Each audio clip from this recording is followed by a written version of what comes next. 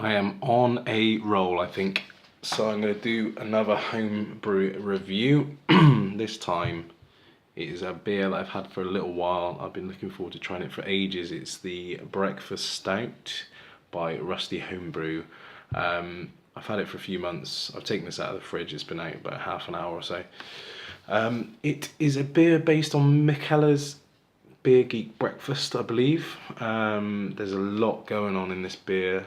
I don't think Russell was very happy with it. I think he said it might have been too astringent. I can't remember quite what he said, but also I think he said it was a bit undercarbed, which that's one of the reasons I've hung on to it for a little while, was to let it carb up a little bit potentially. But I don't know what kind of percentage we're talking about on this in terms of alcohol. So, and also if the body's there, then you don't have to worry about carbonation. You don't really want a highly carved stout anyway.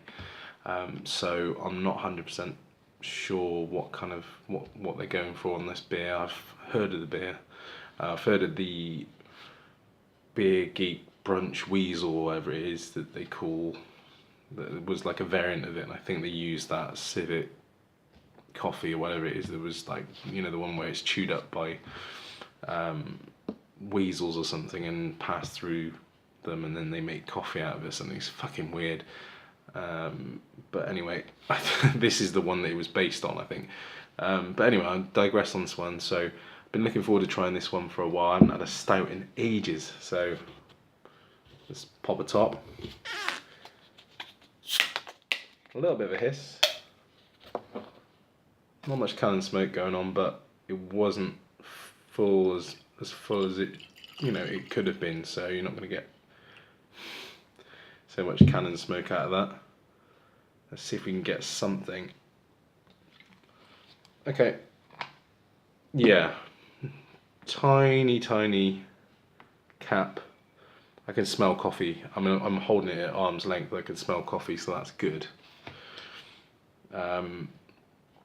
But it's a stout, so it may be alright in terms of carbonation. I can see some bubbles on it, but that's faded very quickly. But I made a porter once with coffee in it, and the coffee can bring the head down pretty easily. So I think this one's got like oatmeal in it, it's got smoked malts, and it's got coffee, and obviously all the dark malts in it. I think it's got like Centennial and Cascade, if I remember rightly. But anyway, I'm gonna just have a nose of it. Coffee. Smells like coffee. You know what you're getting, I think, with this one. Yeah, you couldn't shine a light through that. So I'm just gonna crack into this one and see what I think of it. Cheers.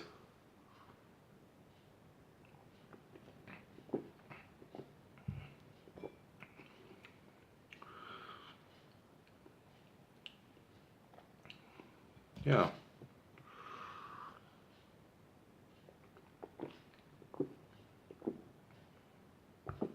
I think the first thing you get is coffee, and then you get, in the middle, you get this sort of bitterness that kicks in, but it doesn't kick in as much as I think Russell, maybe it's sort of faded out a little bit, but the bitterness, there's no real astringency there. It's quite dry, I'll give it that. It's quite a dry beer for something that's had sort of oatmeal in it.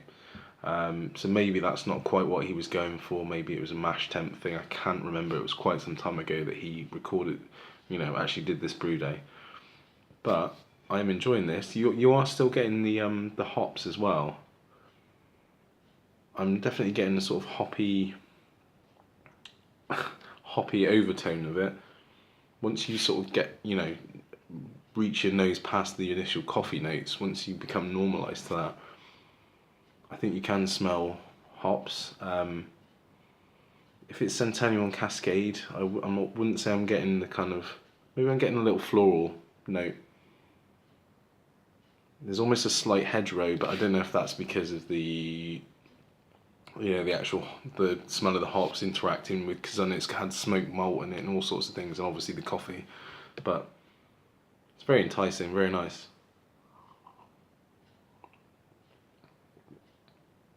and it's not thin. I wouldn't say that's a thin beer. I would say medium light. It's not medium, but it's not on the very light end. So that's a very enjoyable beer. I wouldn't worry too much about the carbonation. I don't think it's that much of a factor. It's not. It doesn't taste flat. I mean, you can tell there's no. It looks like Coke, right? But it doesn't really matter to me on that one because you get so much going on with this beer that you're not really that fussed about it. I mean, imagine this being on like nitro would be absolutely amazing. And maybe a little bit more carbonation if you were that fussed about it. But actually, I'm enjoying drinking it as it is.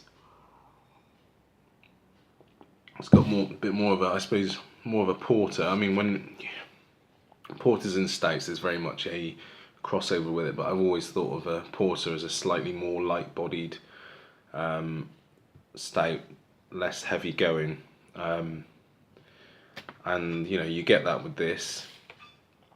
You're not getting too much of the heaviness of from the oatmeal. When you have a breakfast stout, you think of it as something containing plenty of oats and having a thicker mouthfeel. And actually, this is more of like a coffee porter, and I'm enjoying it. So, thank you very much, Russell, for that. By all means, brew it again, and see if you can get closer to what you're expecting. Maybe up your oats if you're looking to do that.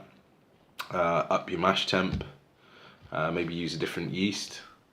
Why am I giving you tips when you know at least as much as I do? But it's just ideas in which to, if you wanted to make it a bit more like a breakfast stout.